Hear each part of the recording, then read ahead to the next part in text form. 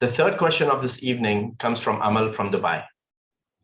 The question is, history across the globe shows us a bloody past between many religions. If there is one Almighty, why keep us all divided? I think you should understand that God did not create this world to create fights and wars. Because there's so much in nature that is not at war with one another. There are so many things that can give us peace. Even just sitting on the beach could make you peaceful. Listening to the wind, even just watching a sunrise or a sunset can make you feel so serene and tranquil. So there's so many reasons to be thankful, and there are so many moments to be grateful.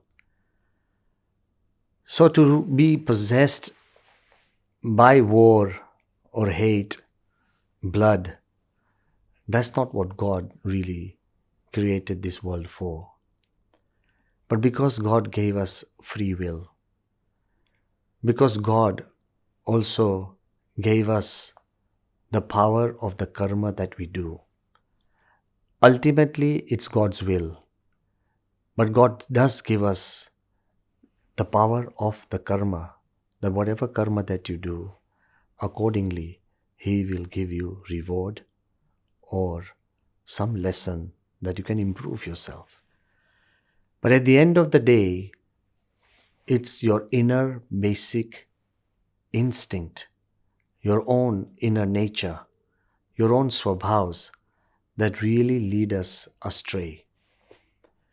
When your mother and father gave you birth, you, your brother, your sister, and other siblings, they did not give you birth so that you would fight amongst yourself.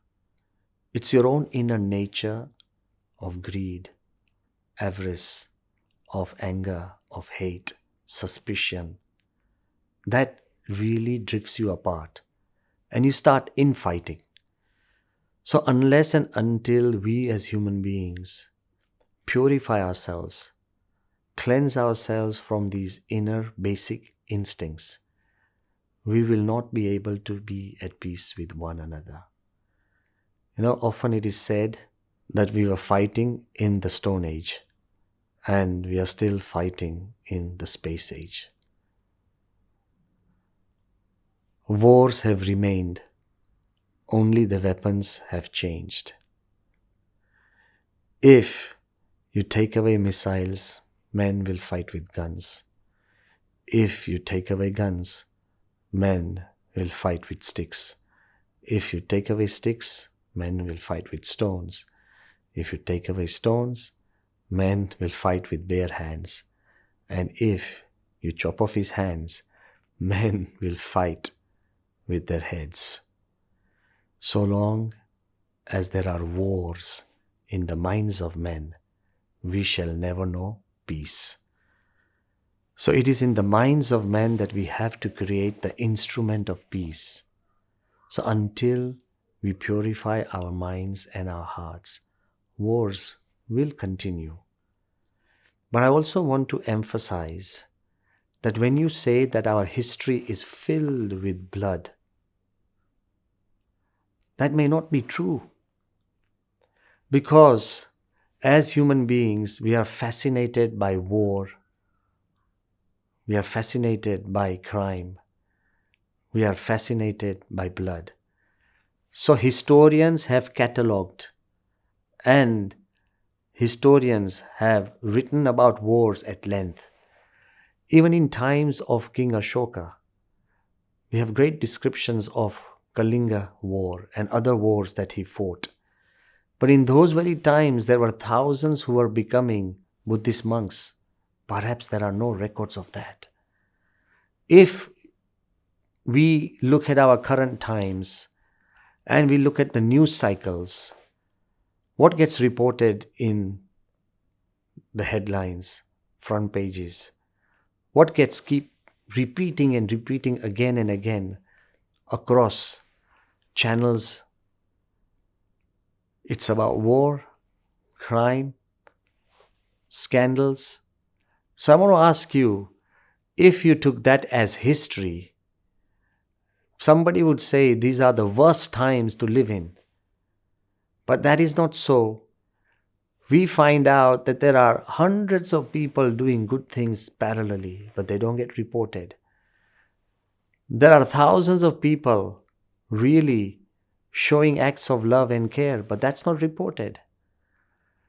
If during the coronavirus pandemic, the most strongly reported things were death and disease, but what about the corona warriors who really fought? What about the people who remained positive? What about all those who have survived? Nothing really gets reported, but we are fascinated by wars, hate, and crime.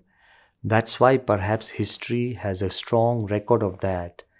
But at the same time, so much creativity, so much goodness, so much kindness, and so much loving care is continued by human beings. But because they're not reported, we don't find them in history. But I believe that life is not that bad. There are so many good things going on because God never put us on this earth for the wrong things. We do those wrong, but there are so many good things on the other side that can help us become good.